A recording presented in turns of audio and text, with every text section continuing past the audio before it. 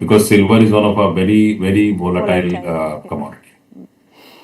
Shriram finance के stock को देखिएगा गौरांग सर, क्योंकि आप एनबीएफसी बहुत क्लोजली ट्रैक करते हैं। गिरते हुए ब्याज दर एनबीएफसी को सपोर्ट करते हैं क्योंकि कॉस्ट ऑफ फंडिंग उनकी नीचे जाती है। और श्रीराम फाइनेंस में जो जापान की कंपनी है MUFG, वहाँ पे 20% हिस्सा खरीदने वाली है। 40,000 करोड़ का निवेश करेगी, 4.5 बिलियन का, और 20% स्टेक खरीदेगी। उसके बाद फ्राइडे को भी काफ़ी अच्छा मोमेंटम में था, आज भी ऑल टाइम हाई पे है, 5.25% ऊपर, 548 के आसपास का स्तर है।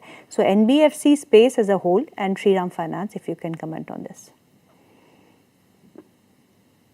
गीतू, मित्सुबिशी समूह जो निवेश कंपनी है, इन्होंने हिस्सा खरीदा पिछले हफ्ते, और मेरा जहां तक मेरी जानकारी है, ये वित्तीय क्षेत्र में ऐतिहासिक ये हिस्सा बेचा है सर्वोच्चम स्तर पर। सबसे बड़ा अभी तक जो खरीद फरोख्त हुई है वो यही है। निरंतर करीबन 400-450 से हमारी खरीदारी की राशि श्रीराम फाइनेंस पर रही है, और पिछले हफ्ते और आज मेरे ख्याल से इसने अपने जीवन का एक नया सर्वोच्चम शिखर बनाया है जी। जो मात्रा में इनके पास पूंजी आई है, वो मेरे ख्याल से उसका उपयोग जो है वो लोन बुक ग्रोथ बढ़ाने के लिए आगे करेंगे। उसके साथ साथ ग्रॉस नेट एनपीए भी काफी निचले स्तर पर है इनके, और नतीजों को लेकर के काफी सकारात्मक नजरिया है हमारा। अगर लंबी अवधि का निवेश है तो बने रहे, अगर नहीं है तो जो पिछले हफ्ते 10 दिन से ऊपर के तरफ के दायरे देखे, इस तरह से शुरुआत कीजिए, पूरी ताकत लगा करके निवेश मत कीजिए और गिरावट पर जोर दीजिए। और इस स्पेस से कोई और कंपनी जो आप ट्रैक करते हैं गौरांग साहब?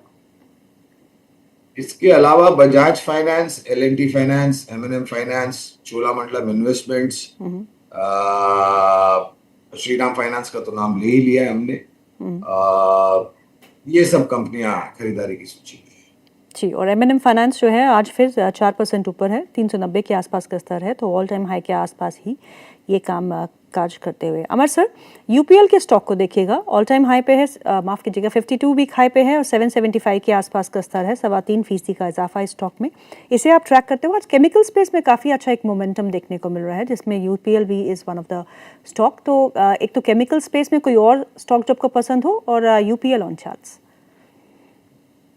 तो यूपीएल के बारे में मैं कहना चाहूंगा कि इस स्टॉक में हमें काफी समय से कंसोलिडेशन जरूर देखने को मिला है। तो मैं देखूं तो ऑलमोस्ट नवंबर ऑनवर्ड्स से इसमें कंसोलिडेशन रहा है।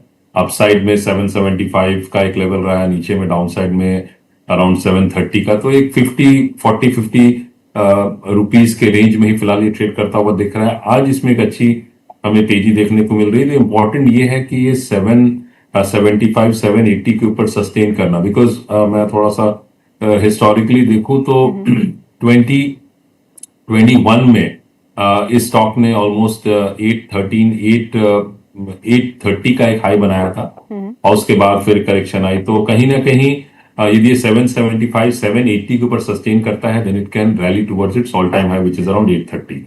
So that can be a good 7-8% from the current levels. Okay. But important is it needs to sustain over the 775-780 level. नीचे का जो स्तर है वहां इसे सपोर्ट लेवल पे यदि मैं करूं तो 750-755 is a good support level for the stock. इसी स्पेस में कोई और स्टॉक जो आप ट्रैक करते हो? चंबल फर्टिलाइजर, दीपक फर्टिलाइजर, जो आपको अच्छा लगता हो? देखिए, तो जैसे चंबल फर्टिलाइजर्स के बारे में बात करो तो इस स्टॉक ने एक मेजर करेक्शन देखा, ऑलमोस्ट 50% की करेक्शन हम लोगों ने देखी, फ्रॉम 740 लेवल्स टू अराउंड 400। तो ऑलमोस्ट 40% 45% की करेक्शन देखी। अभी एक पुल बैक हमें देखने को मिल रहा है।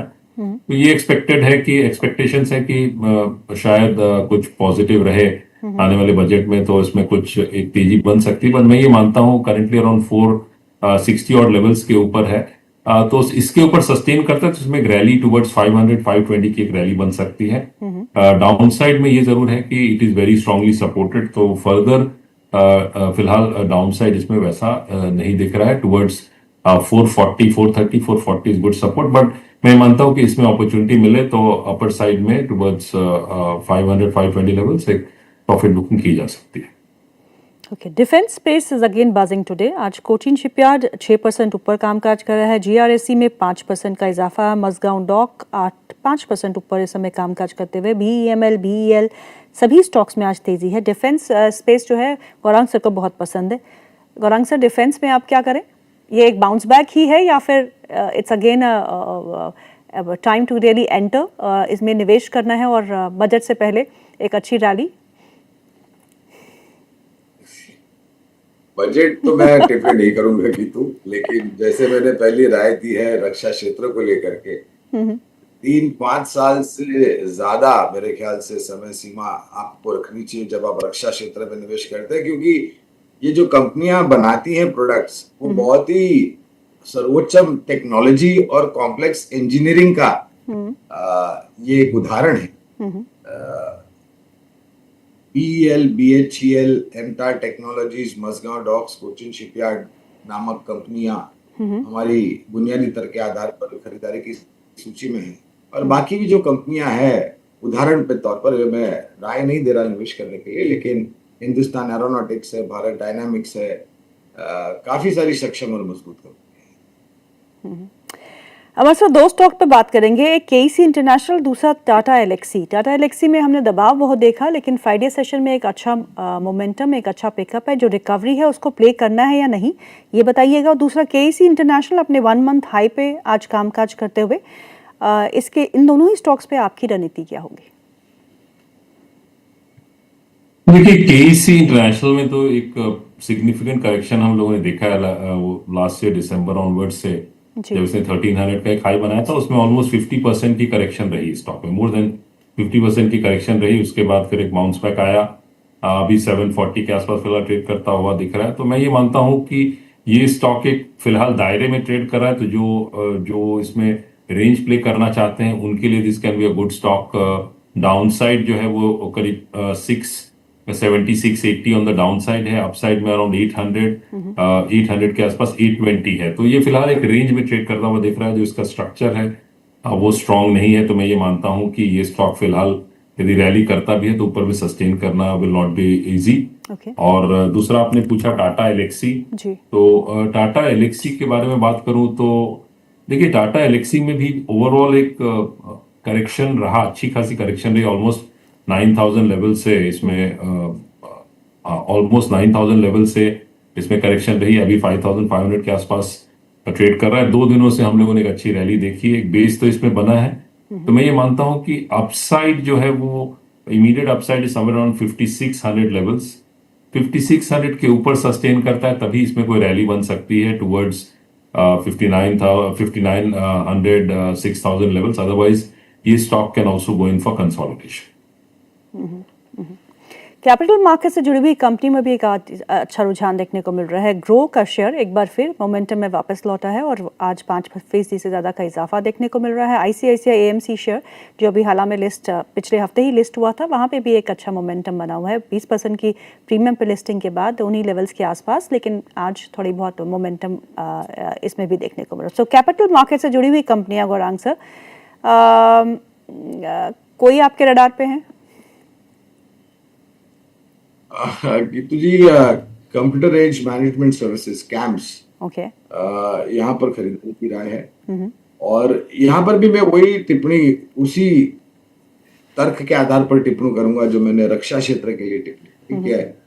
अगर आपकी विचारधारा ये है कि भारतीय शेयर बाजार आने वाले 3-5 साल है उससे अधिक समय के लिए अच्छा कामकाज करेगा, और अगर आप मुझे पूछे तो औसतन मेरे ख्याल से 12-15% का रिटर्न अगर आपको सूचकांक देते हैं सेंसेक्स और निफ्टी, और शायद क्षेत्र के आधार पर कंपनियां थोड़ा बहुत ऊपर की तरफ का रिटर्न देती हैं, तो आप उसको 3-5 साल के लिए कंपाउंडिंग करके नजरिया देखेंगे तो बहुत ही बेहतरीन स्तर आपको ऊपर की तरफ दिखाई देगा। और उस परिस्थिति में मेरे ख्याल से सक्षम और मजबूत कंपनियां, अब ये भी उदाहरण दे रहा हूं मैं, प्लेटफॉर्म प्रोवाइडर जैसे बीएससी है, अभी पिछले 2-3 हफ्ते से एनएससी के आईपीओ की भी चर्चा और खबरें हम सुन रहे हैं, लेकिन स्पष्टीकरण आया नहीं है।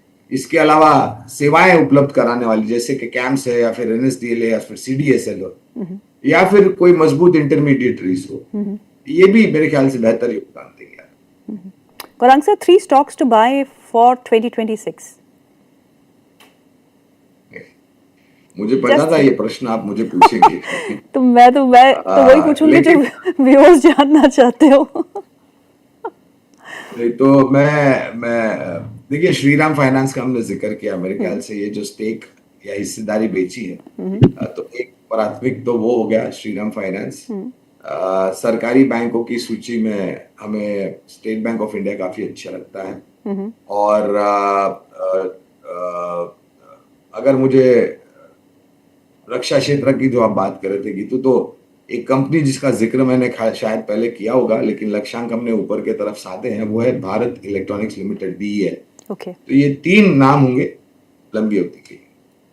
अमर सर, पहले तो आपसे ये सवाल, Tata Motors commercial vehicle versus Tata Motors passenger vehicle, दोनों में आपको बेस्ट प्लेस्ड कौन सा लगता है? और दूसरा, आपके रडार पे कौन से शेयर है? तो देखिए, टाटा मोटर्स जो है कमर्शियल इज ऑल्सो गुड, और यदि टाटा मोटर्स में पैसेंजर व्हीकल में करूँ तो इसमें चैलेंजेस तो डेफिनेटली